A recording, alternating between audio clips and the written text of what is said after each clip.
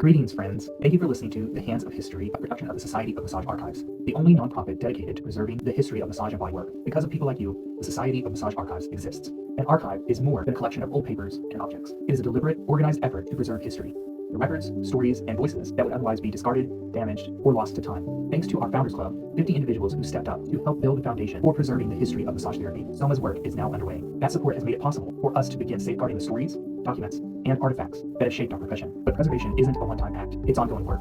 We're building something lasting. Whether it's digitizing collections, expanding access, or integrating historical knowledge into practice and education, SOMA is demonstrating how massage history matters. As a 501c3 nonprofit, we are working towards a dedicated, professionally maintained archive, one that protects our past and makes it accessible for future generations. If you believe that massage therapy's past deserves long-time care, access, and stewardship, we invite you to become a recurring contributor. Whether it's $20 a month or any amount that feels right to you, every gift, big or small, goes a long way in fulfilling our mission. Your monthly contribution helps sustain SOMA's operations year-round, so history stays alive and available for everyone in our community. History doesn't preserve itself. People do. Learn more about becoming a recurring supporter today at societyofmassagearchives.org. Thank you. The views and opinions expressed in this podcast do not necessarily reflect those of the Society of Massage Archives. These interviews and commentaries represent the recollections of both the hosts and the guests, and as such are subject to the occasional slight inaccuracies. The content here is for informational and educational purposes only. You should conduct your own historical research when determining the veracity of any of the statements made within. Actually, a friend of mine, Casey White, who's a massage therapist, who's kind of like leading our current push. A client at first had said, "Hey, did you hear about these new regulations that are coming up for massage?" And so she had not at the time, and I had not either. And then we looked into it. And it was funny because like the next day, then all of our Google alerts came, bing, bing, bing, bing, bing, bing. I mean, we ended up finding out from a client, but if Casey didn't find out from that client, we would have found out the next day anyway because all of those notices popped up for us. So I won't bore you, Kirby, with all of the details, but it goes from everything from our doors have to be open during business hours. Those of us that don't have a front desk have to leave everything open, including our treatment room. So like, no, not doing that. I would have to have a sign, which I kind of feel like is a scarlet letter on our treatment rooms that say the police are allowed to enter at any time. We would have to have non-porous surfaces on the floors, walls, and ceilings. So I don't know if that's like tile from top to bottom. I'm not sure. Couldn't have sleeping quarters in your building, which is understandable if you're trafficking people. A lot of times they'll have a room that has bunk beds in it to house people that are being victimized. But in our case, it was or adjacent to. So city planners now really love mixed-use buildings where there's businesses on the first floor and then the second and third floor have apartments or condos. So we would not be able to be in any of those locations. And adjacent to, is that connecting? Is that not connecting? I have a hotel across the street. Would that mean I couldn't be here? And there's a laundry list of other things. Oh, laundry. No, I wouldn't be able to do laundry at home anymore either. Would have to use a commercial service. Yeah. So we are just kind of reminding them that these rules for independent massage therapists and small clinics with like 1 to 5 massage therapists in them, really we wouldn't be able to practice. We kind of set up a playbook of kind of how to address this. And so our mission obviously is to protect massage therapists and the public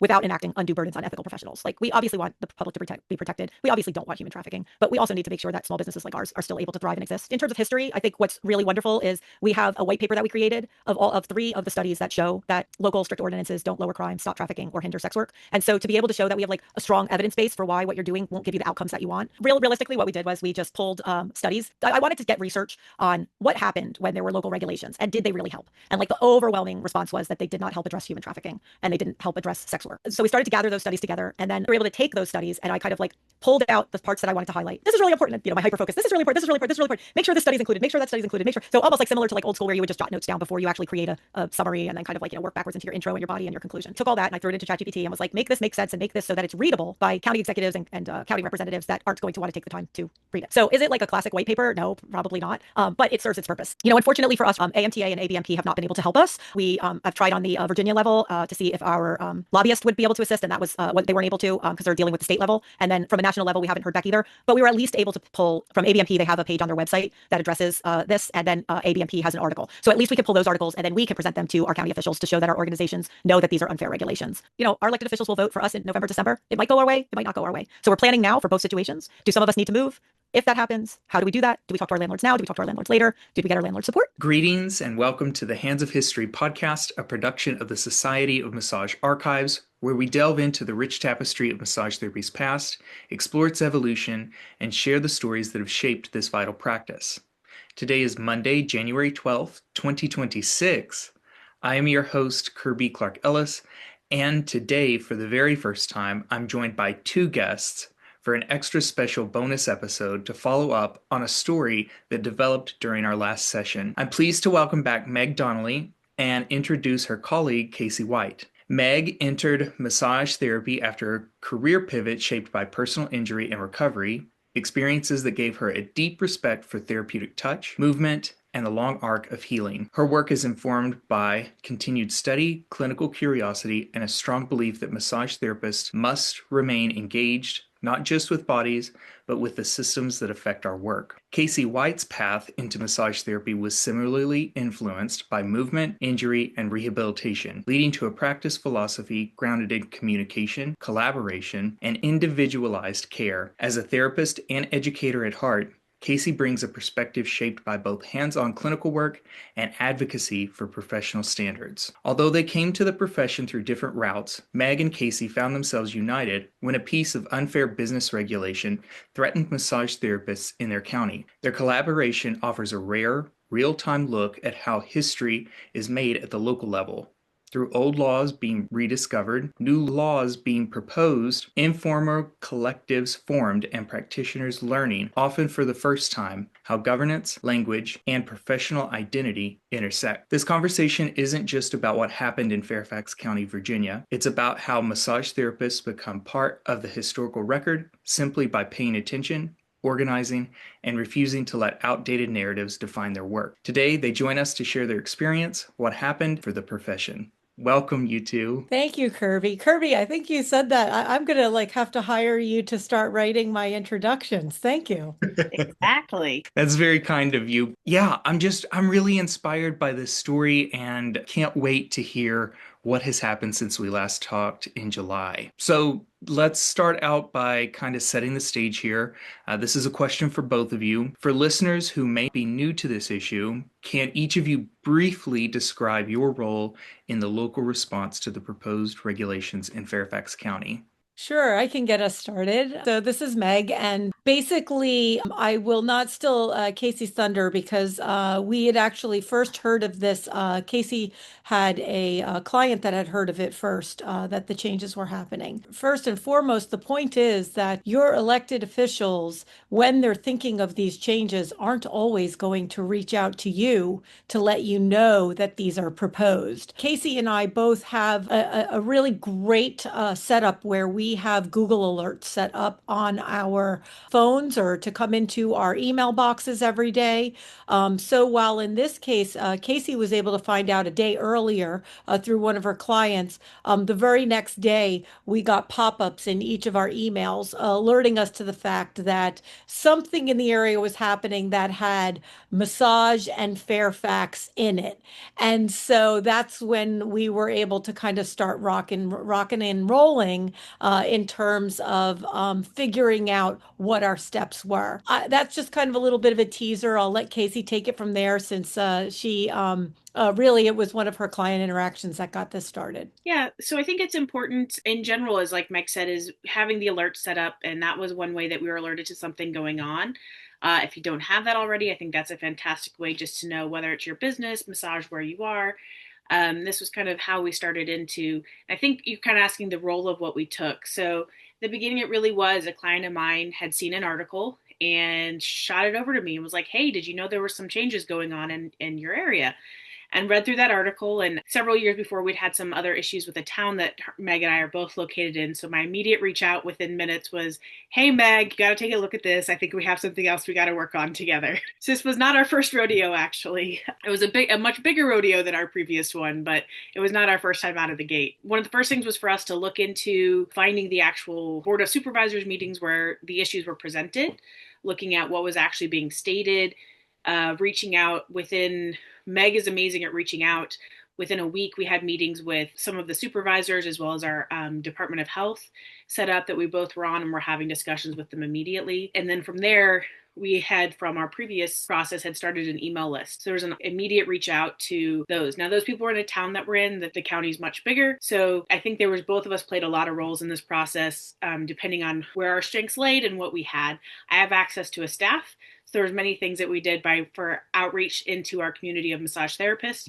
Is if my staff weren't worth clients, I was sticking them on lists that they could find online of massage therapists to reach out to them, let them know what was going on, and try to get other people involved. Meg is much more involved in our legal community. She knows everybody. Meg knows everybody in our community, so she was reaching out and talking to those people and bringing in those connections she already had to really help us move forward and get more standing behind us.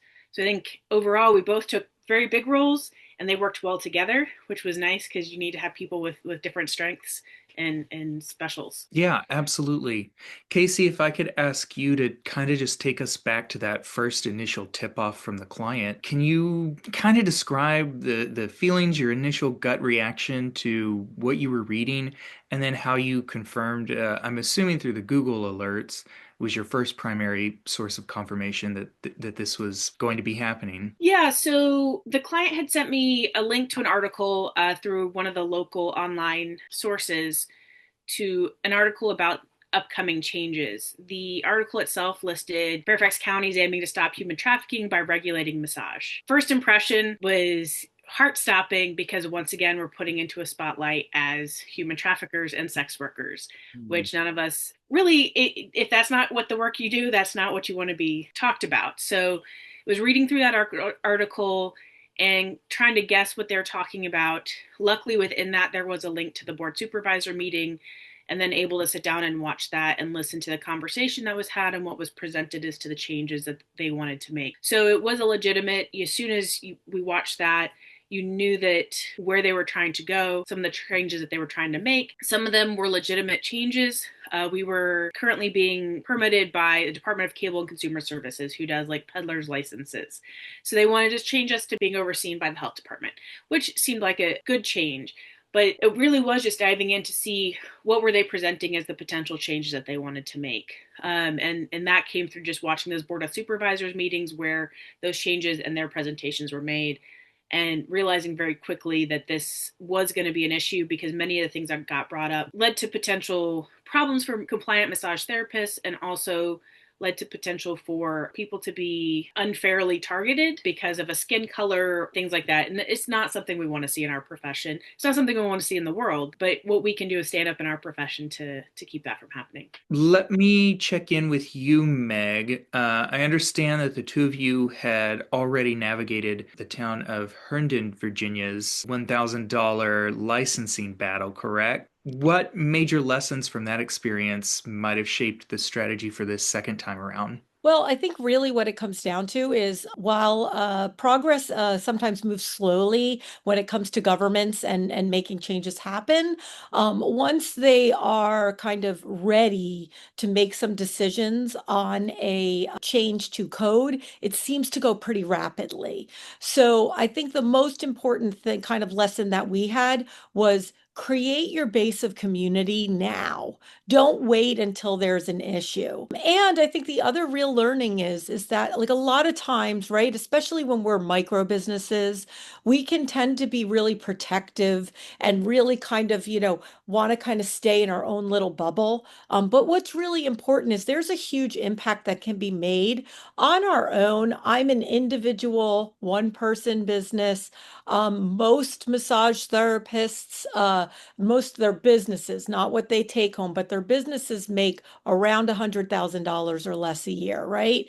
And so we can sometimes kind of think we don't matter as much. But when you band together and get to know other people that are similar to you, that are solo practitioners or that are small businesses like Casey's there, where there's only one or two employees, there's a really robust community, and that really speaks well. Your local elected officials will see you together as a much larger unit and really open their ears and open their minds to kind of listening to you versus if I was to do this on my own, if Casey was to do this on her own, or even if it was just Casey and I. So I would say the biggest thing that we learned from the first time is one, definitely start your community together. Reach out to other massage therapists in the area. See if you want to get together once a quarter, even just to kind of get to know each other. That way, when something comes up, you all already know each other and can kind of come together quickly. The second thing is knowing your county officials.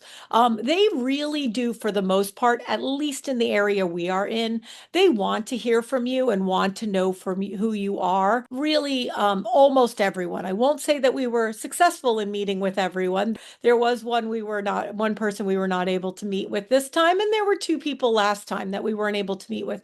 But an overwhelming response was, we want to really understand this topic so that we can be doing what's right. And I think that's huge as well. And then the third thing is your county is more than just its elected officials. There is staff that is hired within the county as well. For instance, in the health department. And so us reaching out to the health department through our elected officials to establish a meeting immediately. Now, they had already written code without getting in touch with us, which was a bummer. But once they got in touch with us, there were 3 different iterations of changes that they made as they understood what kind of was important to us, how we differed from other types of businesses that they may regulate. Like, we have obviously many different differences than the food industries that they regulate, and how kind of some of those rules that seem like they'd be seamless between the two aren't really so seamless. And all of that, I think, was helpful from the beginning in kind of gathering everyone together for us, because we already had that community, not just within the massage community, but within our local elected officials and within contacts within the staff. And Casey made a great point as well. It's getting out there and networking with other small businesses and other or local organizations in your area. And that way, it was very easy for me to find an attorney that was, we couldn't afford to hire an attorney, but we were able to get some insight into, is this something financially we should look at fighting, right? And then finding out, no, that's not the case, and getting a little bit of information and a little bit of intel on how we can navigate this on our own.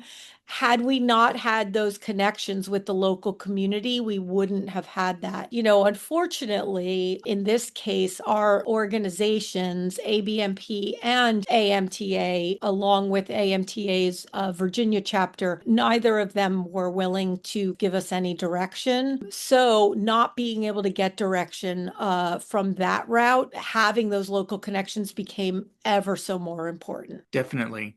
I don't want to get too far away from that, so I'm going to put a pin in the role our organizations play for right now, Meg. But to kind of volley off to Casey now, Meg made a point of massage therapists often working in silos, being isolated. Do you have any insights that you could share about how you were able to bring together 10, 30, ultimately far more locally professionals under this unified organization framework? Yeah, I think the first thing is that this has been years in the process, honestly. It was never with the intention that we were going to have to fight something on the county level, but many, many years ago, it was some other professionals that I knew had started doing like coffee meetups. And slowly people got tired, so I took over for a while. I hosted something about once a month. People would come and go.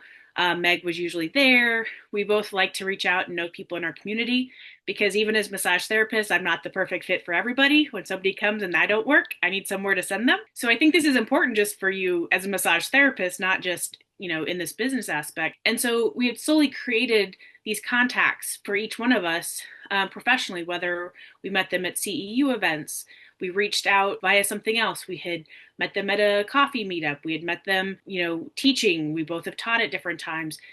And so we've slowly curated these conversations and these people that we knew. And that was kind of the first step. And again, then we had all those from when we did this several years ago. And that was a good starting point. Through that process, I do think the other important part is we did use some of the organizations and their find, people features in order to reach out to other therapists who are in our area. And I think the importance is to know that we are a collaboration. You're not my competition. We have so many bodies to work on. And I think that's an important mindset to start with, because oftentimes, even when we're coming into something like this, where we're fighting regulatory changes, many people can often feel that somebody might become their competition, and why would I work with them, instead of understanding that we're all working for a common cause and a common good for all of us. And I think that was an important piece every time that we reached out to members of the community, of the massage therapy community, was this is something that's going to affect all of us. We want to help everybody survive. We want to help everybody prosper. And even those, there were some people who came to us and we couldn't help them because of their specific situation was so niche to what the major changes were going to be. And we're like, we're happy to help you in the future and we'll work with you, but that is not, you're one out of 800 that has that niche issue, and we can't fight for just the one. We got to fight for the whole right now. But I think having those relationships, I mean, even since all this happened, I've noticed I've been getting text messages and such from people that I haven't talked to, and like, oh, are you going to get people together again? So I do think it's just starting to build your community as a whole of massage therapists, whether it's for the ability to refer to each other, to get your own massages, to learn more about what's out there. It is just creating that in advance and reaching out. And as you meet those people at events, at CEUs, is keeping in touch, even if it's not very often, so you know who you can go to and reach out and let them know what's going on. Yeah, definitely. Still talking on the topic of relationship building, let me toss this back over to Meg real quick. We've been talking about nurturing relationships, either talking about our colleagues in the profession or county officials, even industry leaders we've kind of hinted at so far. Are there any specific approaches or scripts that work best for getting people to engage with this? Yeah, I think what you have to do is really think about what's important to the collective. And also, Casey and I think, did a really good job of kind of navigating businesses because sometimes, like, we're the first people that a client has been able to come in and been able to have the time to tell their story, whether it's pain or whether it's athleticism or whatever it is. Sometimes we're the first people that have actually kind of just listened and heard what they had to say versus talk over them or assume. I know with a lot of people that when we first reached out, kind of, my ambition is always to say, okay, here's what we're going to do, and here's how we're going to fight, and here's what, and it was, really remembering to kind of let somebody come and say what they're worried about, what they're concerned about. And then together we can take all of those and really come up with what our collective stance is. And that's how everybody really comes on board, because then it's something that all of us are in agreement on and can kind of really stay strong and grow off of. And I think that's really important because as we went through that process, being open to listening, we would host meetings to go through what had been proposed to us and the changes that Meg and I saw. She and I would have a conversation. What do we see? And we got into those first conversations, and she and I didn't necessarily have the same answer to something because we're coming at it from different points of view. And then we get somebody else on the call or in the meeting, and there's a completely different. And it was great to see that because we all come with different past, different information, different biases. And to get everybody in, you never know what that collective answer needs to be until you're hearing from everybody.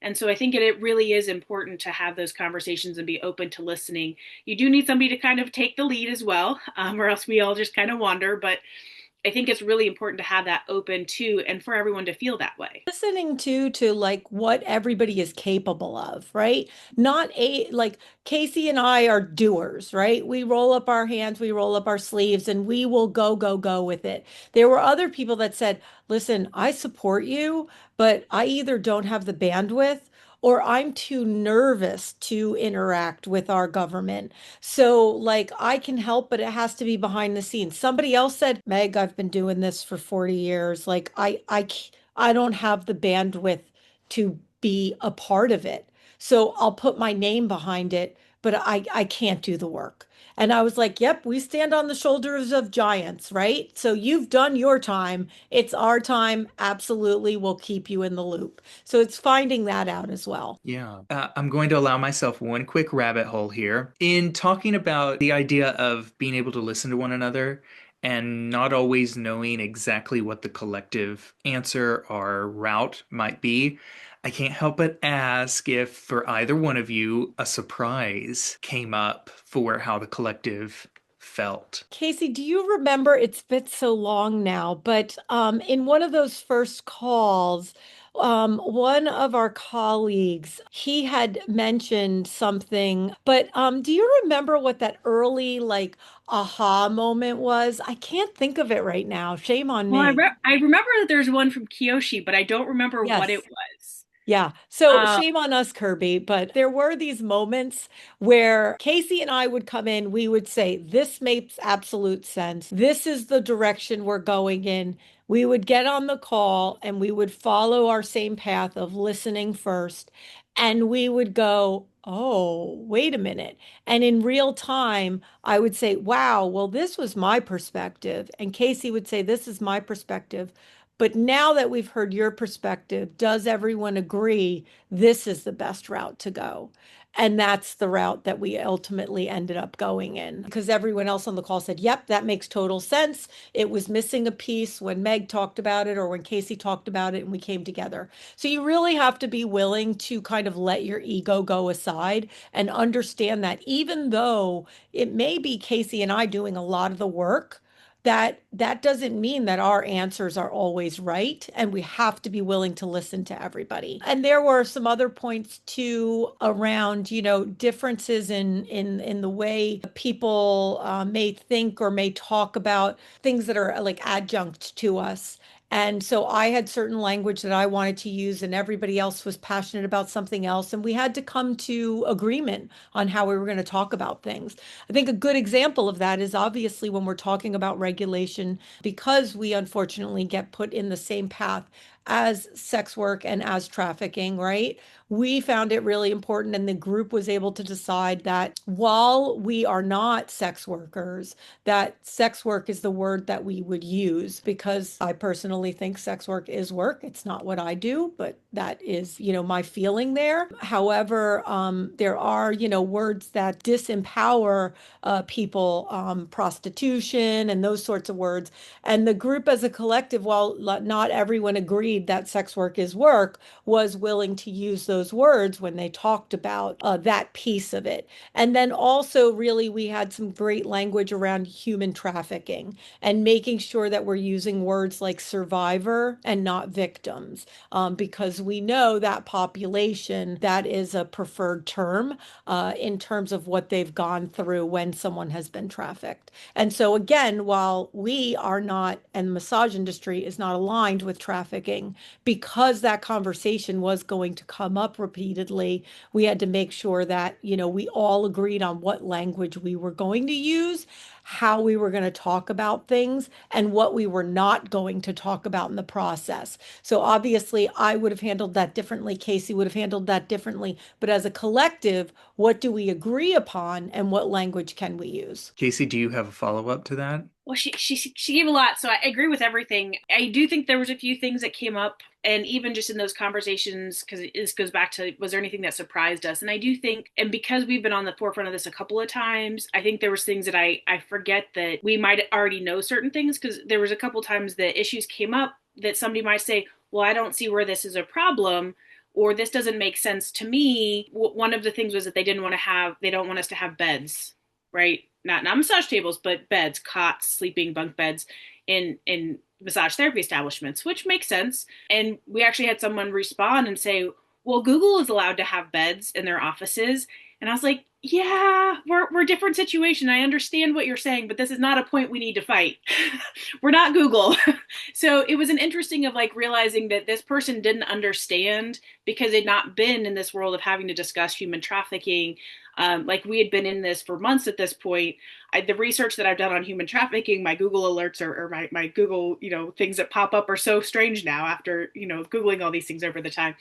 But I recognize all of these signs that could be. And so that's something that we're like, of course, that's not a problem. But somebody else who didn't recognize that these were signs because it's not something that they've been entrenched in, that understanding and having to share. And I think that happened with, even there was an advertising issue that we had. And my response to why we shouldn't do it versus Meg's response why we shouldn't have it were actually different. She was worried about racism and biases that way. Mine was, if you shut down stuff where the people who are looking for it can't find it, they now have to come to us to look for it, right? There were just different perspectives on why we didn't want something. So that was interesting, really. There was a couple of those little aha moments, the one she mentioned earlier, and I wish I could remember what the issue was, because we talked with like 20 people and everybody was on board with us. I don't remember what it was now. And this one person said something, we were both like, whoa, they're right. I can't remember what it was now. But I do think that in doing that, you really open your mind and see other people's knowledge and where they come from. And that's really an interesting thing to get to see and learn from. You're both describing these regular, I'm assuming regular meetings. Were these being held in person, virtually, combination of both? It was definitely a combination. We did quite a few in person, especially when we got into discussions when we had actual copies of the proposed codes. That helped to get everybody kind of in one place and be able to discuss through. We did, for a while, we had some regularly standing online as well, just so we could reach more people. Our county is very large.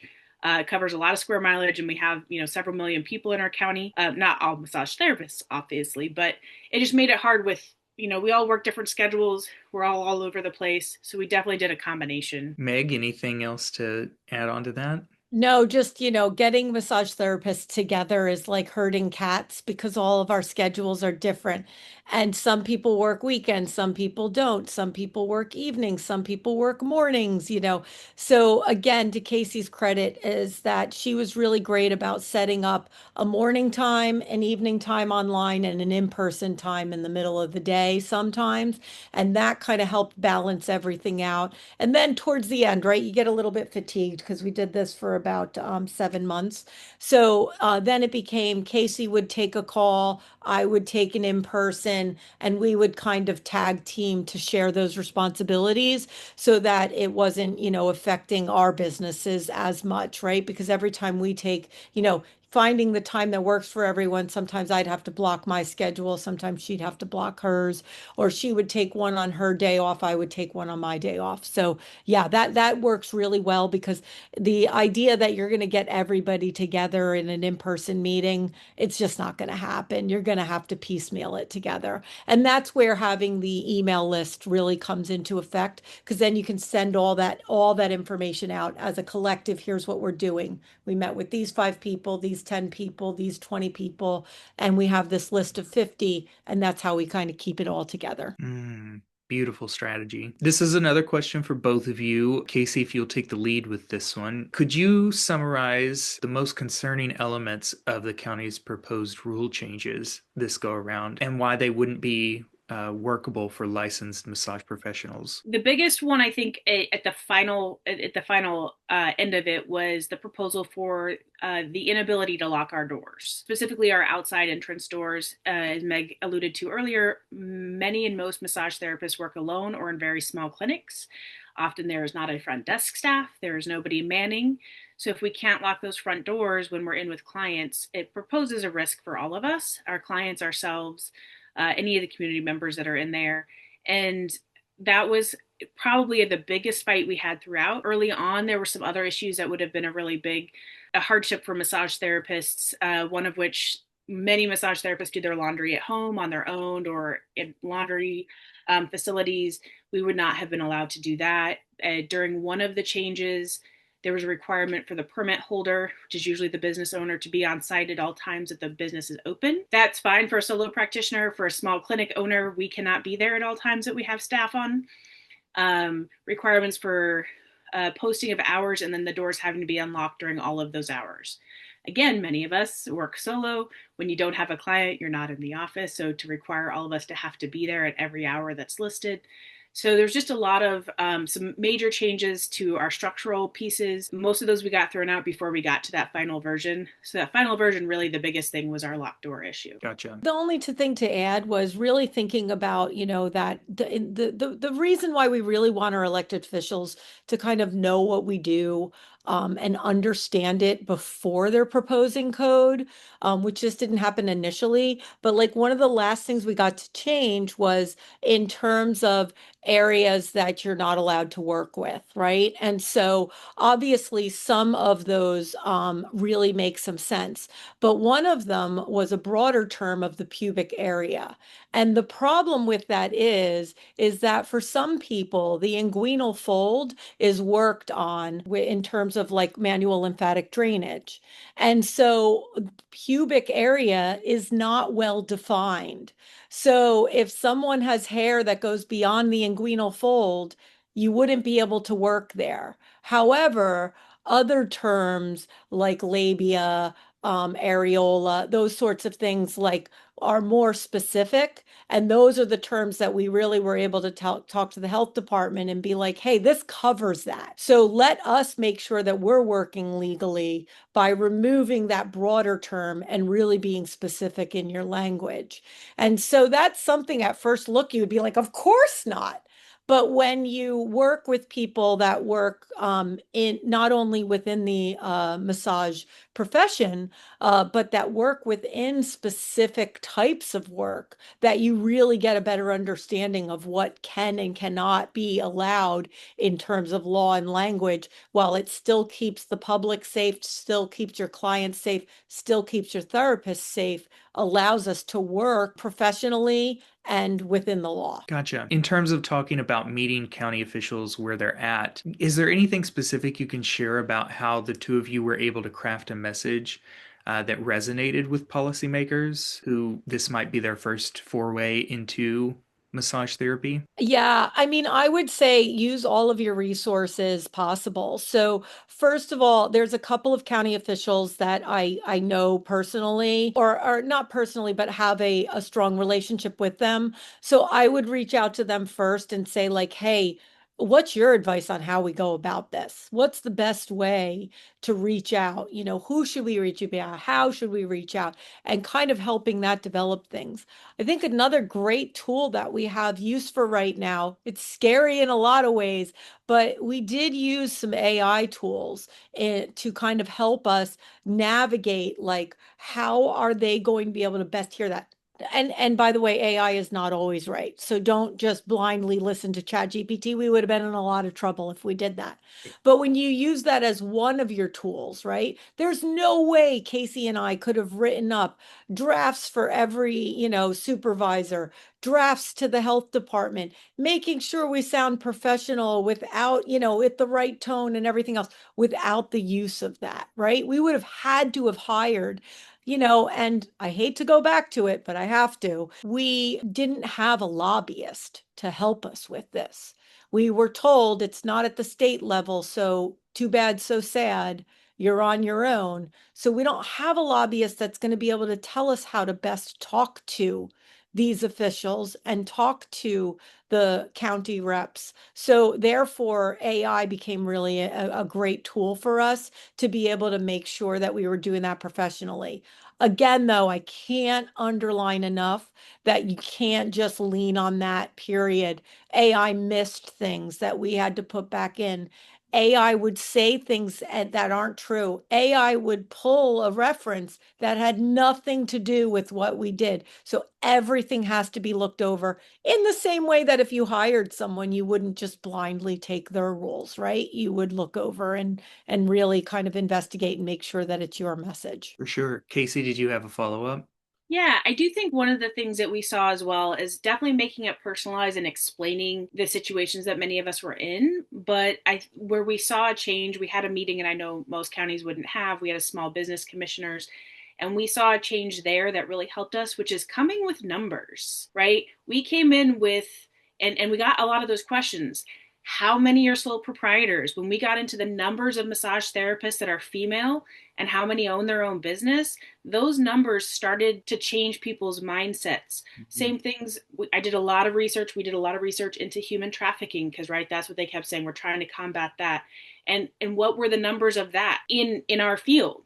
And pulling those numbers and being able to step back in, and sometimes having that, because our feelings are great, but they want something concrete. And somebody over here is telling them a concrete number that may not actually be concrete. And so we're coming back with numbers of saying, like, hey, you're hurting small businesses, you're hurting small minority-owned businesses. This is what's going on. And I think that made a big difference, too, of being able to pull in numbers to show them these things. I had several people I met with that kind of were half listening until I brought those numbers out. And they suddenly went, oh, we didn't realize this is what's happening. So I think that's a really important piece when you go to talk to these people. They're used to working off of numbers and stats. So being able to bring some of that in, yes, you need the personal. That definitely makes a difference, especially for certain people. But overall, the numbers are going to make them start listening. I don't want to stray too far away from data and the research that was put into this, but I also want to circle back to Meg's point before we have to lose her today about national organizations. This can be a question for both of you, but I'll ask Meg to start. You've noted that AMTA National, the Virginia chapter, as well as ABMP, to be fair to both associations, neither one of them were able to step in at this local stage. How has that affected or shaped your thinking about grassroots leadership versus top-down advocacy? It's a little bit of a hard question for me to answer and be diplomatic, Kirby, because I think I'm a little bit raw from it right now. Sure. This is what I will say. At the national level, we never got a response back, and that was extremely disappointing to me. Even if the response back was, we don't have the resources available to help you, or even if it was, here's the page you can go to and download. Even those things alone would have given me, I wouldn't have been happy with the response, but it at least would have been a response. So to not get a response from the national level, I think was extremely disappointing, and has disenfranchised me from the organizations, to be perfectly honest. It does, to your point, really cement the fact of how locally we really need to be involved with each other, because we are going to be fighting these local fights. One thing I will say is that I don't understand why there's not an understanding of the bigger picture. I'm only one county, but these laws are happening throughout the US, county by county, city by city. So if we are slowly chipping away at the rights of massage therapists to own their own businesses and massage therapists to run, and we're chipping away at those county at county, it is going to have a profound effect, which is why there needs to be national leadership on this subject. From a state level, I will say we were in a very interesting predicament in that our lobbyist had left and our president had reached out and basically said that there was nothing that they could do because we didn't have a lobbyist, other than allow Casey to start to have some of those coffee fusion meetings underneath AMTA to start to kind of advocate. But again, that was Casey doing the advocating, Casey doing the lobbying, Casey coming in because she is or was still a member, to be able to kind of meet and join those people that were local members. Luckily, we had another organization that had a meeting with an AMTA lobbyist from another state. And that state lobbyist had actually said to me, hey, there's a page on the AMTA website that you can go to. And that page, though, is like written in paragraphs and ends up being like 4 pages long. My teams aren't going to read that. Nobody at our state or at our county level is going to read 4 pages of paragraphs. However, that lobbyist for their state had put together a 1-pager. So we were able to take that and say, hey, this is for XYZ state, but it can still apply to us as well. Again, though, that connection wasn't made from national saying, hey, we have this state that's already working on something, so let's pull it all together. Sorry, Kirby, a little passionate about it, so I don't remember the original question. I think the point you were making was how important local advocacy is, because we can't think that any of these subjects, we can't think that the organizations are going to have our best interest at mind, and we can't think that they're going to be willing to help us. Now, the one thing I think that would have been good, perhaps, is proactively, just like we did at the local level, maybe it would be a step for those people who are members, reach out to your state chapter and reach out to National Now and say, hey, if this happens in my community, how are you going to be able to help me? Or what direction do you have? And maybe we can start to build that so that there is some sort of concern at a national level. For sure. I want to get Casey's input on this as well if she's got an answer for me, but I just want to share here real quick. Yeah, the message that I'm getting a whole lot from the universe these days is save yourself. Don't wait for someone bigger or someone else to step in and really rescue you. And I think it's so important that we really take this time to really evaluate and think about the ways in which our smaller, more local communities can be this force together. Not to give a free pass to our national organizations that we invest a lot into, but yeah, this story really resonates with me, Megan. I appreciate you sharing your perspectives on it. And I'm so sorry. Just like a massage therapist, I have to go because my client's in the lobby waiting. But I know that Casey will help wrap everything up and tell you about our successes and tell you a little bit about the things that, compromises we had to make. But Kirby, thank you so much for all you're doing. And I know it's really important for us to really document where we are as a profession and kind of that living history. The fact that you see that as important, it truly means a lot to us. So thank you. Yeah, absolutely. And thank you again for joining us, Meg. Go take care of your clients. We're always running off to take care of somebody. The Society of Massage Archives invites you to join us for a virtual book club and discussion circle, a monthly 90-minute virtual deep dive into Dr. Patricia Benjamin's book, The Emergence of the Massage Therapy Profession in North America, A History in Archetypes. This isn't your typical book club. It's a conversation where we'll read the emergence chapter by chapter, reflect on the stories, struggles, and triumphs that shaped our profession, and explore how the past informs our current and future circumstances. Discussion circles are moderated by SOMA's Executive Board of Directors, with special guest hosts and Q&A sessions with the author, Dr. Benjamin. Registrants will receive access to the ebook format, courtesy of Sutherland Chan School of Massage in Toronto, Ontario, Canada. Virtual meetings will be held on the second Monday of each month at 6:30 p.m. Eastern, 5:30 p.m. Central, 4:30 p.m. Mountain, and 3:30 p.m. Pacific.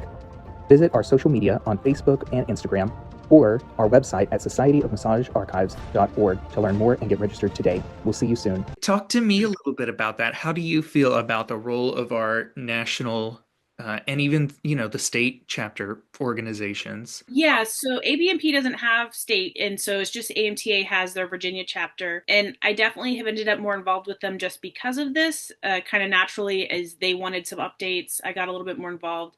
I will say I'm kind of with Meg. I'm a little burnt on the lack of help, but it a little bit opposite has instead encouraged me to see how can I help make them better. Like you were saying, you kind of got to get out there and help yourself. Because same thing, I had some frustrations. We each reached out to different, I'm actually members of pretty much any of them that are out there, because I figured the more pots I've got my fingers in, the more access I have. But it was things like AMT and ABMP both. I reached out when they had, and actually NCBTMB as well, where I wanted to be able to get a copy of their code of ethics to be able to provide to these supervisors and stuff that we were dealing with. And I wanted some of the other information that they had, some of the stats. And AMTA does their annual stats, and that's where I pulled a lot of information from, but I wanted to be able to provide some of that, like hard copy to somebody. And I never actually got it because you had to go through a process of requesting access to it, explain why you wanted it, how many you wanted. And it became something that I went back and forth, and I never actually got approved for it. So there was some frustration, like the code of ethics are like, oh, we don't have a PDF for you to download. So I could print it off of the website that would have the banners across the top and page numbers, and it didn't look very professional. And I wanted to be able to provide something professional when we're trying to go to our lawmakers and say, here's part of why you don't need to do this because this is outside of our codes of ethics anyways, right? So I had some frustrations there that just simply would have made it easier as a member to show the standing that we have as professionals. So I would like to see just things like that have easier access for us to use. Heck, if I wanted to print it out and be able to hang it on my wall in my office, that would still be something to show that we are a profession to be revered and help give us greater standing within our communities. So that was a little frustrating. On the other side of this, yes, in Virginia, our state chapter for AMTA, we were without a lobbyist at the time. They did very quickly turn around some information so I could hold meetings. I had a discussion. I don't know if it's going to go anywhere, but it is a discussion that I had that I honestly think that it'd be really good if state chapters had a liaison with the lobbyists. Because we had, in the previous times that we've dealt with stuff, contacted lobbyists, and it became kind of a back and forth trying to reach. And one of the things that I give them is, these are massage therapists running their own business, working with their clients. They don't know any more than I do. I mean, maybe at the national level, but at the state level, these are just other people trying to do good for our community.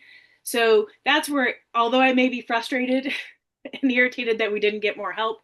I also understand that they may not have known any more than I do. So it was something I expressed in a conversation. I don't know if it's going to go anywhere, but I was like, there should be a liaison that if something like this happens, I also think that as a whole, and I had that discussion, when you're hiring a lobbyist, at minimum, they should have all of the county and towns, because in Virginia, all county and towns can have their own regulation, and massage as Google alerts. So we're finding out, and you're like, our organizations are finding out and able to alert the community to what's going on. It shouldn't have to rely on that we're finding it out and coming back. So I don't know yet if these things are going to come to fruition. They are discussions that I've had. I will probably reach out again. I've been thinking about it. I think we're coming up on election for our local chapter. And I was like, I really think that having this position of somebody that when other areas in our state are having this issue that they can come to and ask a question and give, like we're having this conversation here. Who do you talk to? What do I say? What's the best way to reach them? And I think that's an important that we have somebody that they can do that too. And I don't know if the lobbyist is the fix. They're really there to do at the state level, unfortunately. And in some states that might work. If it's only state regulation, then that works in that state, right? But unfortunately here, that's not the case. Yeah. One thing that's coming to my mind as I'm hearing you talk about this, Casey, is thank goodness this happened in Fairfax County. And, considering a more populous county, if I'm not mistaken, right, Casey? But if this were to happen in a smaller populated or less densely populated county in Virginia, one that certainly didn't have Casey White and Meg Donnelly involved in their back pocket, yeah, what the county might have gotten away with in terms of poorly written regulation. And it has happened, and it has happened in Virginia. But it's also the funny thing that in this process, I was reaching out to some people. We have towns also. And one of the towns, and they can be regulated differently. And one of the towns in our county, I ended up reaching out to a therapist, and they actually had some of this legislation go through 2 years ago. And they didn't know until after the fact. Now they're much smaller because they're just a town inside of our county. But they were actually able to get it reversed because they were so much smaller that their voice was so much bigger, right? We have over 600, I know of at least over 600 massage therapists in our county, but to get 600 people together is very difficult. When we dealt with our town, the same thing, we went in and we were able to get 40 massage therapists for this 4 square mile town. That's pretty big numbers. So sometimes actually the smaller can be a little bit easier, but you have to know that it's happening.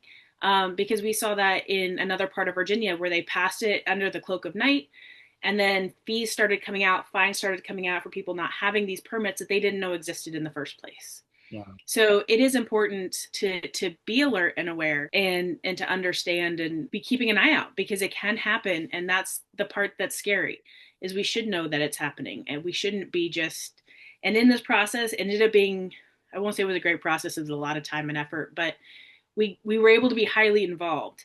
But honestly, I don't know if Meg and I hadn't stopped in at the beginning, I'm not sure that we would have heard till it pretty much was on the books and written. And what we started with was very, very, very different from what we ended up with. You've kind of circled around it. Let me go ahead and pin this point down for us. You both talked about pulling together research.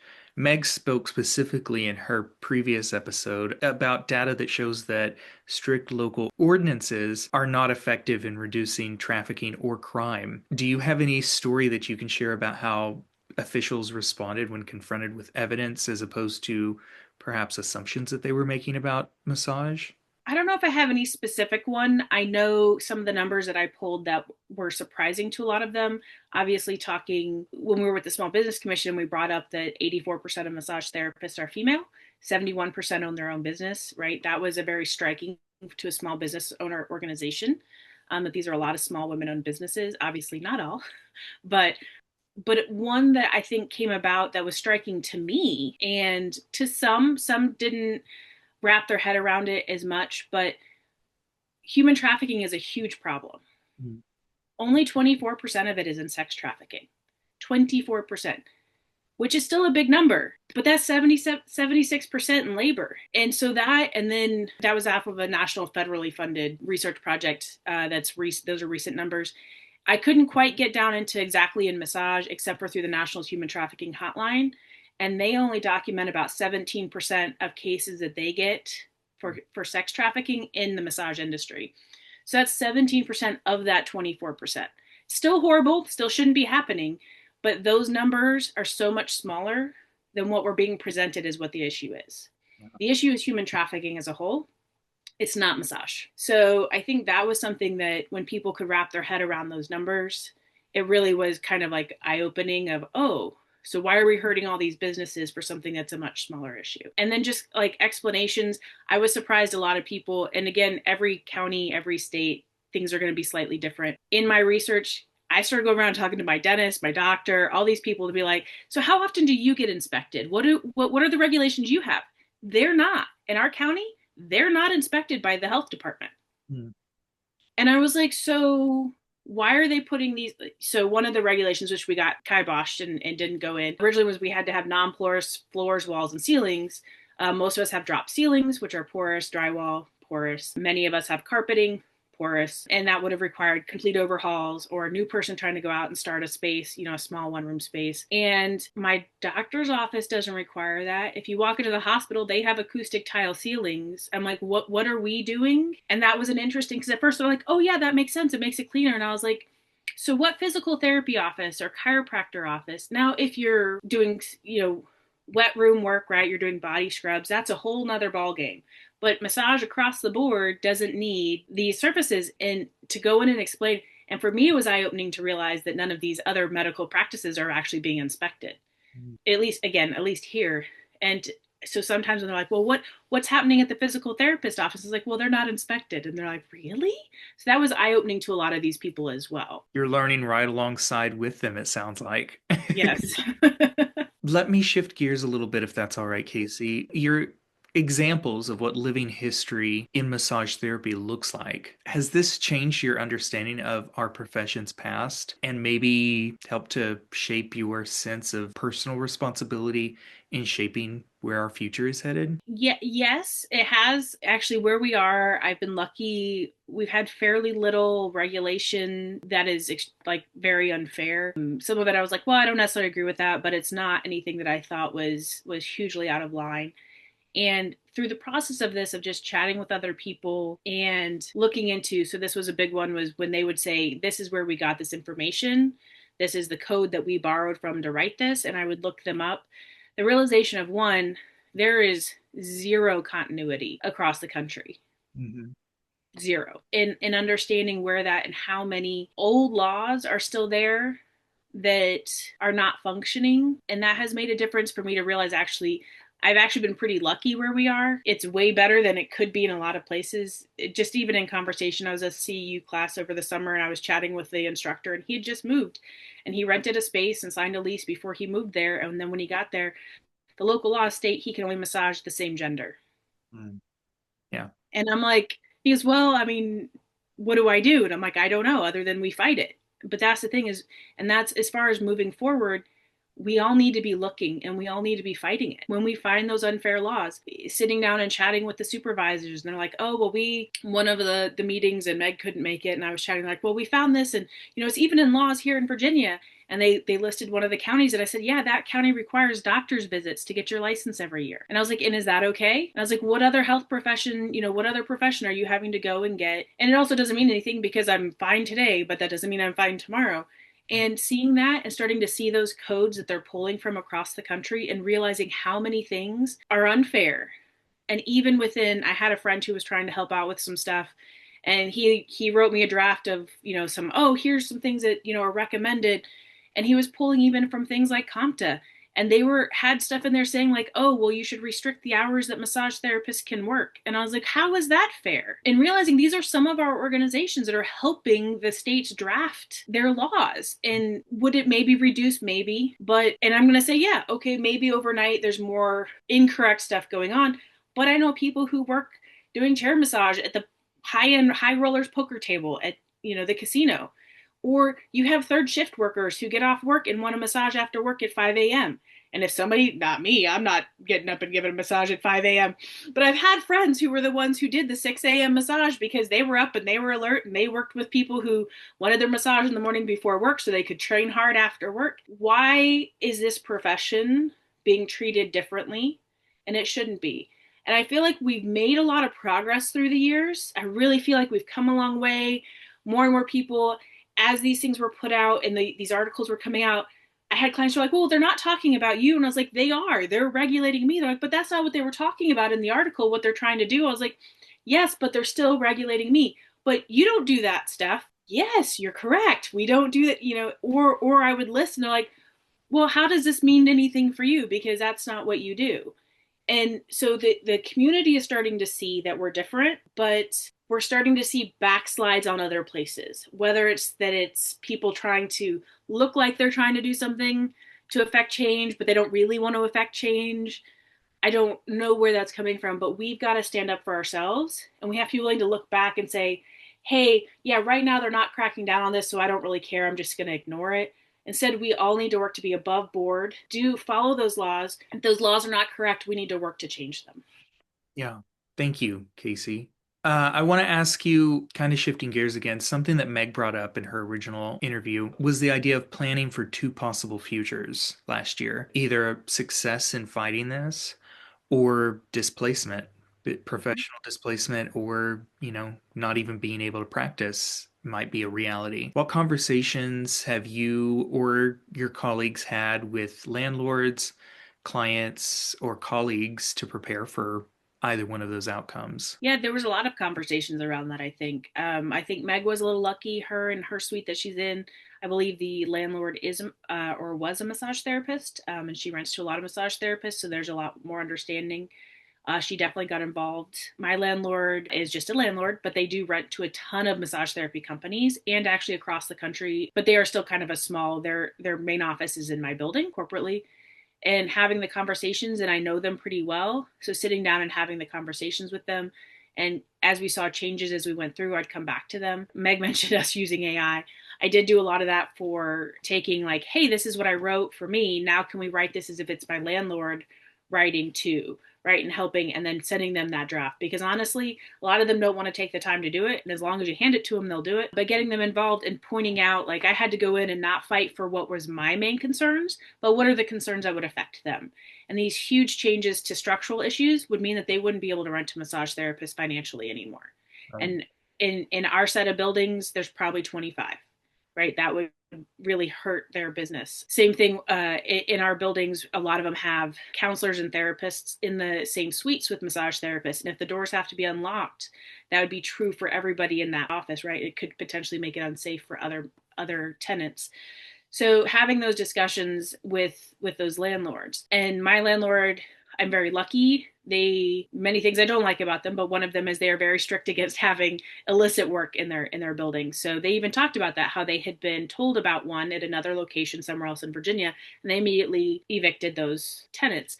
And so in that sense, I know that we're not having that issue there. So I knew I could go to them and respect that they were going to also want that issue taken care of. And I kind of preemptively did that. I had 3.5 years left on my lease. So if I was going to have to go, this was my subtle way of like, you're going to lose me if this happens. Now, I would have been screwed. I have no out in my lease. But I think that was important. Talking to my clients, I think a lot of people were concerned about talking to their clients. It kind of waited till we were pretty far down the road.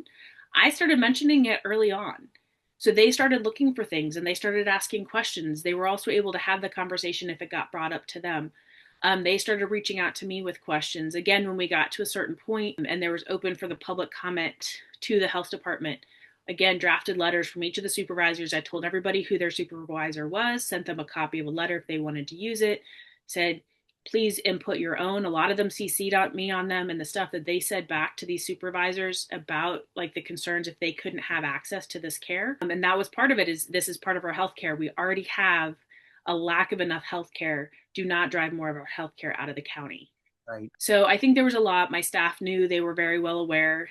They had done a little bit of looking for me as well as to some locations that we could move to. I was very lucky. If it had happened, I'm 5 miles from the county line. I could have moved over pretty quickly. The next county over has no regulation on massage, just our state licensure. So it wouldn't have been a problem. Honestly, that'll probably happen when my lease is up because I just don't want to deal with this county anymore and the risk that they'll go backwards again. But and that's kind of, I think, what it was, is you had to take an idea and have that and know and have a little bit of that mindset going, but also I couldn't throw so much into it until I knew where we were going. So my staff knew that it was a possibility. My clients kind of knew that it was a possibility if stuff went wrong. They knew why. And I think that was an important part. It is important to me that your safety is looked after. And that was one of the things in this code. Unfortunately, we weren't able to get it out. I don't think it's going to be a horrible issue, which is why it hasn't pushed me out. If it does happen to me, it will push me out, but that they can come into the treatment room at any time. Yeah. And that has happened where they have knocked on doors until somebody opens a treatment room door, and that's not okay for our clients. And that was a conversation is, this is an issue. And I think that it's very important that they're aware of those, because you don't realize until somebody tells you this is what they're trying to allow for. And many of my clients, I see them in the evening, they're women, it's just them and I, and we're in the room, they're like, I like that you lock the door when we're in here by ourselves at night. And we have a cleaning crew that comes through. And when we hear somebody, we know it's the cleaning crew because they have keys. We don't have to worry who's out there. So I think that that's important, because it may not even be things that they're thinking about.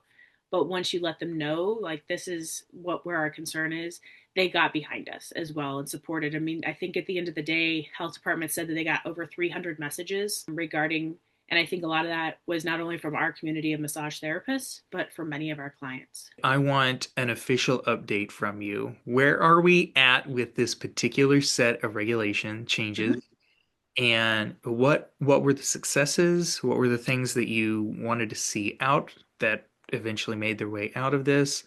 Things that you had to compromise on, and then, things that you just foresee as a potential problem somewhere down the line. So, in November, I was brought to the Board of Supervisors, presented, we all got to speak, and it was passed. They made a couple actually final adjustments even to the final draft that they had. So it has passed. Everything went into effect as of January 1st. We are currently have switched over to a new department that's watching us. We have all these new rules in effect. We made a lot of success. There was a lot of things in our original, the very first draft, that were, like I mentioned earlier, stuff about laundry, stuff about, non-porous services everywhere. There was a lot of things that we made a huge success in that. We had the fight till the end on the locked door issues. That ended up being a compromise, and we feel like it's a livable compromise for the moment. There was some addressing, wanting to look into the numbers over the next 18 months and see if it's actually making a difference, which was, if you're a sole proprietor,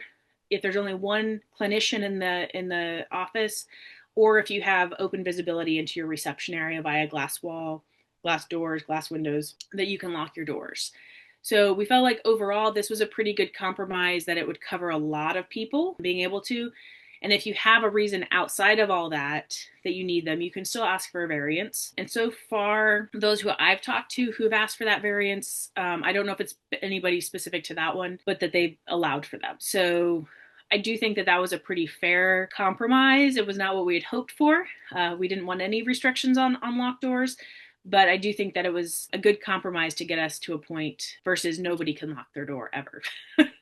So I think that was a good one. We had a few other things that were wanting us to have to post our hours, which between, I don't know if you own your own place or not, leases and stuff, some don't allow you to have things on your doors. And just again, most of us don't want to encourage walk-in appointments. We're not walk-in appointments, so we don't want hours posted. And we got them to verbally, not on paper. So I've documented where in the recording that is. So in case somebody comes back in the future and says you have to change this, that we can do appointment only as our hours in order to allow for us to not have to have complete hours. So we found some compromises there. We had actually, one of the ones that we were kind of bummed about at the end of the day was there had been a regulation in the first draft that was no sexually explicit, erotic, or obscene advertising, which this is one of those that on the surface sounds really great.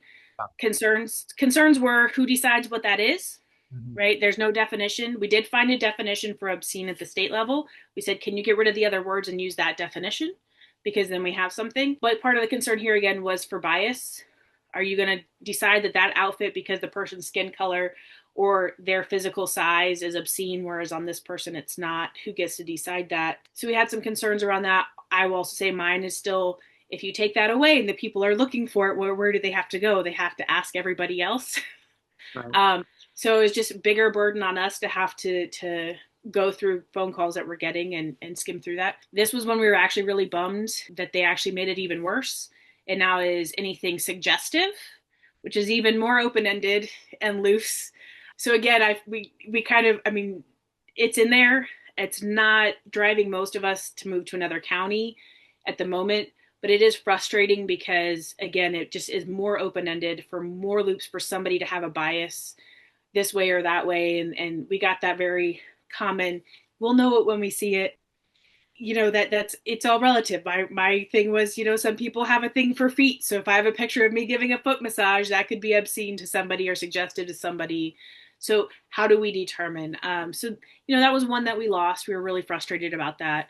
But we did make a lot of progress. And I think for the most part, most of us are sticking around, at least for the foreseeable future, because they've been pretty good to work with so far. I think there's still a way to go. I do hope that they actually revisit this in 18 months and we look at any changes that might need to be made. Some frustration with, they kept saying, oh, we have the worst human trafficking issues here in this county. And it's funny because the surrounding counties have all gotten rid of their massage regulation years ago. So if we're the worst, doesn't that tell you that obviously it's not working? Hopefully we'll see some changes again. I don't know that I'm ready to fight it again anytime soon, but I do hope to see that we could maybe still continue to get it to align more with our professional standards. Yeah.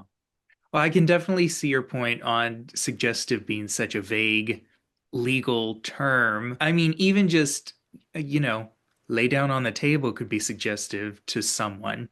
I mean, and or, remove your clothing to however much you're comfortable with. That also can be very suggestive to some people. So, well, and this was the conversation. We had multiple conversations with them. They did try to change the language to make sure it was around advertising specifically. So that way that helped, because there were some concerns we had a few therapists that work within other healthcare professional offices, and they're like, I work with a pelvic floor therapist, and there are models of vaginas all over our office. So like, no, it's specific to advertising. But even with that, it's still a concern of who gets to decide. And somebody else had brought up that they have an Instagram page for their office, and they had somebody on the table face down, appropriately draped, and that picture was removed and their account was suspended for, suggestive material. And it's like, this is what we do for a living. How is that suggestive? And so that's where the concern, are you somebody who does prenatal and you draped a belly and that belly hanging out? It could be considered suggestive. Or again, Meg mentioned like lymphatic drainage and you have them draped to the inguinal fold and, it's higher. So that's where it's kind of strained for that being so open-ended, and you're kind of relying on whoever happens to be enforcing right now. And that was something we brought up frequently, was the concern of, okay, so you say this is what you're okay with, but what happens in 2 years when you leave and somebody else new is in? right. All right, let's shift gears one more time, perhaps. I want to talk a little bit about advice for other therapists. Really, what is the most precious meat we can take from this story here in Fairfax, Virginia? So, first of all, if massage therapists in another county or another state face something similar, let's say next month, what is the first thing you would tell them to do? Number one, read your current law. Know what your current law states. Because there was a few things we ended up fighting in this one that we realized after, like, that they were in our current law and they were not correct in our current form. So know what's already there and make sure you're already working within that. Because if you're not working above board, how do you get to go out and stand in front of them and tell them that we're compliant and we uphold the standards when you're not holding the standards that they currently want? Even if you don't agree with them, if you're not doing that, it makes it hard. And that's the first time we dealt with this several years ago. One of the number one things is we had people who didn't have all their correct permits. And they're like, oh, I didn't know I needed them. We're like, well, till you have them, we can't have you be the face of this issue. Yeah. Right. So number one, before it even happens, have that. Make sure you have everything in place that you're supposed to and you're operating within the current standards. And then number two is to make sure that you know who your people are. Who is the person you would reach out to if there's an issue? And then I completely agree with Meg, which is Google Alerts. It's so simple. Set it up. They are annoying. Sometimes, not always. My name, unfortunately, there's several people who have my name. One who was arrested for escaping jail like 2 years ago, and he's currently on trial. So I get too many Google alerts. But if you have that, that really helps. One, if there's anything going on, good or bad, in your community about it. Unfortunately, we had a gentleman get arrested in my office park a couple of years ago, but I knew immediately because I got the Google alert. And so being ahead of that and knowing, but I think that's also good for this. If there's an article that goes out, if there's anything that gets put out on the internet anywhere, you can get ahead of it as quickly as possible. Yeah. Well, how often do you, if you get a Google alert, like, are you checking these daily yourself, Casey, just as a point of logistics? So they come into my email. I will say there's some that I'm not as good about. Like my name, I will sometimes just delete them without even looking because I know that like right now there's this guy. Usually specific ones, and even my company name, I don't look at as much because again, my company's White Hart. There's pubs and inns in London. So and there's a White Hart Lane where somebody plays, some sports team plays. So I get a lot about the sports team. But if it comes in as my full company name with massage in it, or when I get massage Herndon Massage Fairfax, which is the town in this county I'm in, I always check those. And sometimes lately it's been maybe it was on the same page with another article, a link to an article that had been about it. And that's cool. I can usually see really quickly that it's not, and then I throw it away. But I just have it come to my email so I can click through. And usually you can tell by the little description where the words are, whether or not it's even one that you need to read. And then that was also very helpful during this process. We ended up with some media coverage. So for me, it was an easy way to find. There was media out there about me and my company due to this that I didn't even realize had been put out there. All in good, I think. But it was a nice way for me to collate some of that information as well. But honestly, you're not going to get a ton of hits unless you're somebody where there's a lot going on. So look at them when they come through. Gotcha. All right, cool. This is a question that is near and dear to my heart as someone who really enjoys digging into the archives, the annals of history. Let me ask you, if someone were researching massage regulation, let's say 20, 30 years into the future from now, what do you hope they would understand about this very specific, very niche moment in Fairfax County, Virginia, that might not be obvious just from looking at the code? I would hope that they see that we're fighting to put ourselves as part of the healthcare profession and seeing the support in that. That was one of the biggest surprises actually at the final board meeting, was after everybody presented. And I can tell you the anger that I had from some of the people who presented going against us, I was a little concerned. And then to hear actually many of the board supervisors, the support that they had for the massage community, how many of them use it as part of their own healthcare regime, to see how many people actually did, I was actually overwhelmed at how many of them supported us way more than I thought, even though I had met with almost every single one of them once, if not twice, through this process. And I would hope that's what somebody would see, is that there is a world that wants to support us. We just have to help them understand that we're not the same thing and you can't regulate us the same way. Beautiful. All right, some closing thoughts then, Casey. Tell me, you kind of alluded to this earlier. There's like maybe the potential for an 18-month look back to how well these regulations are holding up. What is the next big milestone, either in Fairfax County, the city, or Virginia as a whole? How could listeners support you or stay informed? So I'm hoping to see, and I'm still working out how to make this happen. And honestly, I need about 6 months to recover. I do hope to follow up with the county and have them make sure that they're actually moving forward with to see if this has made any change, because I don't think it's going to have made as big of a dent as they think, because I think the issue is enforcement, not regulation. But my goal would actually be to see if we can try to get this to the state level and create and make a change at the state level that the local communities can't have this control. Because that is one of the things, and I brought this up when I spoke to people who were above our county level, is the fact that like we're one of the states that actually signed on for impact, the portable licensure, and my explanation is that's great. So somebody has the portable license to come into Virginia, but they don't understand that every single county and town could have a different requirement. So in doing so, we need to present that by having at the state level. And in that way, we know as a business where you stand. That's something that we see frequently, that people are crossing over and they live in one county and they work here and they just don't realize that there's a different regulatory change because it's not everywhere. So I'd like to see us go to the state level and see if we can get that change put into place. I don't know what that's going to take. I know it took us many years to go from certification to licensure. So I'm not sure where that looks like, but that is what I would like to see our next big step be. In fact, even when we did this process to help take some of the burden off Meg, I created kind of a generic email address, and I actually did it as Virginia Advocates, because I said, in my head, I said, I see this as an issue that we now need to fight at the state level. And so I was already pre-prepping myself in the future for needing to go see if we could make this change at the state level. I love the forward-thinking posture that you're taking there, Casey, but even more than that, I love that your answer is the very next thing is some rest and recuperation, because that is so important. We spent a lot of hours, so I think our brains needed a little bit of a break. I imagine. I'm sure mine would be short-circuiting right now if I were in the two of your shoes. My last question: is there anything we didn't cover today that you would like to add? The mic is all yours for as long as you'd like to hog it. Well, I won't hog it for too long. I don't know that if I have anything to add other than, be out there, know what's going on, make connections with other therapists. We have to bond together. And even when we don't all agree, we all have a valid point, and there's going to be parts of it. I know sometimes we get going against each other, whether it's a competition thing, or I do energy and you do orthopedic and you do spa work, and we sometimes think somebody's not the same because of that. But what this has brought me is that we're all the same, and we all have to fight for the same thing. Because no matter which one of those you do, these regulations still affect you. Until we can come together as a community, we're not going to see the change that we want.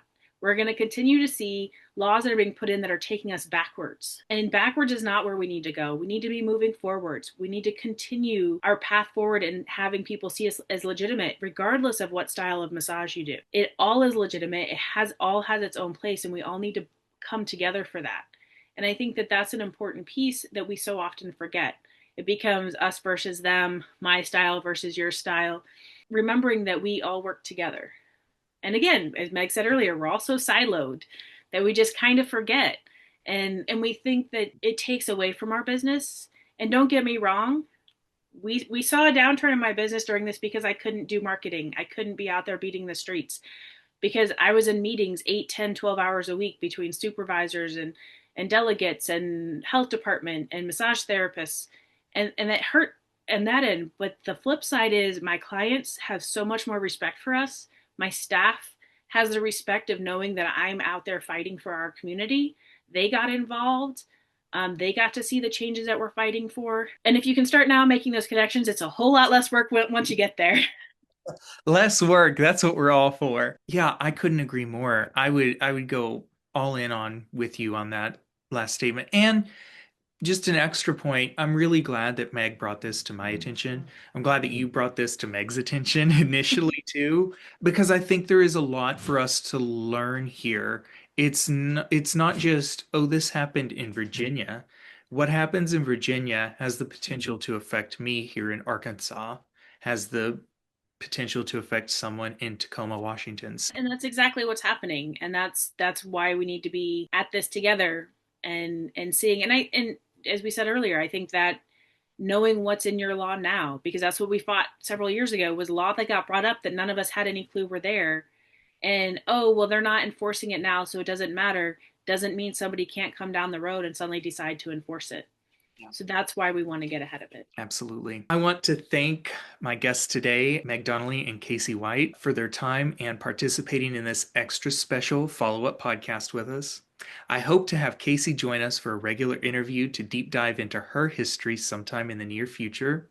For a more detailed background information on this episode, feel encouraged to revisit our original interview with Meg, recorded on July 7th, aired on July 20th, 2025. It's episode 15. Thank you again, Casey. My pleasure. If you enjoyed this podcast, please consider donating to the Society of Massage Archives so we can continue to bring you this episode and other resources to fulfill our mission of preserving and integrating the historical knowledge of massage therapy's professional advocacy and traditional techniques to guide and enrich our contemporary practices. Thank you. You are listening to the Hands of History podcast, production of the Society of Massage Archives. You can learn more about the Society at societyofmassagearchives.org. We're also on Facebook and Instagram. Do you know someone whose hands that help shape the practice of massage? If you or someone you know would be a great guest for future episodes of this podcast, please email the Society at societyofmassagearchives@gmail.com. Society of Massage Archives, all one word, @gmail.com.